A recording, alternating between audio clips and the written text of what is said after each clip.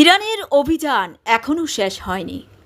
Iran ও যুক্তরাষ্ট্র যখন শান্তির আলোচনা নিয়ে ব্যস্ত, ঠিক সে সময়ে ইসরায়েলের প্রধানমন্ত্রী বেনিয়ামিন নেতানিয়াহু বলেছেন, ইরানের বিরুদ্ধে অভিযান শেষ হয়নি। তিনি বলেন, আমরা এখনও তার বিরুদ্ধে লড়ছি, আমাদের আরও অনেক কিছু করার আছে। গত শনিবার পাকিস্তানের রাজধানী ইসলামাবাদে যুক্তরাষ্ট্র ও ইরানের মধ্যে বৈঠক চলার সময় এক ভিডিও বার্তায় এই সতর্কতা দিয়েছেন নেতানিয়াহু। প্রধানমন্ত্রী নেতানিয়াহু বলেছেন, ইরানে ইসরায়েলের সামরিক অভিযান এখনও শেষ হয়নি। তিনি আরও বলেন, আমরা এখনও তাদের বিরুদ্ধে লড়ছি, আমাদের অনেক কিছু করার আছে।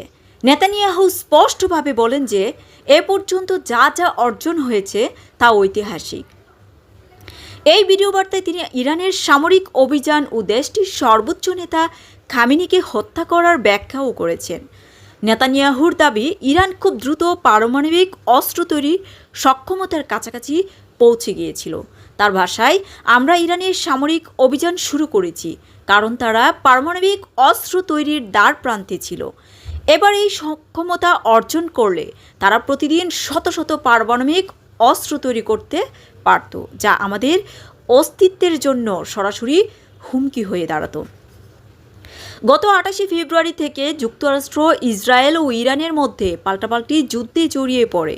মধ্যপ্রাচ্যের বিভিন্ন দেশে যুক্তরাষ্ট্রের ঘাঁটিতে ইরানি হামলার অস্থিরতা বিরাজ করছে। যুদ্ধ শুরুর পর থেকে ইরান হরমুজ প্রণালীর কার্যক্রম বন্ধ রাখার কারণে বৈশ্বিক বাণিজ্যে অস্থির হয়ে পড়েছে। তেল পরিবহনের অন্যতম গুরুত্বপূর্ণ এই জলপথ বন্ধ হওয়ার প্রভাব পড়েছে তেল ও জ্বালানি বাজারে। এখন হচ্ছে, এই যুদ্ধ আদৌ কবে বন্ধ হবে তা কেউ বলতে পারছে না। এই বৈশ্বিক উত্তেজনা ছড়িয়ে পড়ছে সারা বিশ্বে।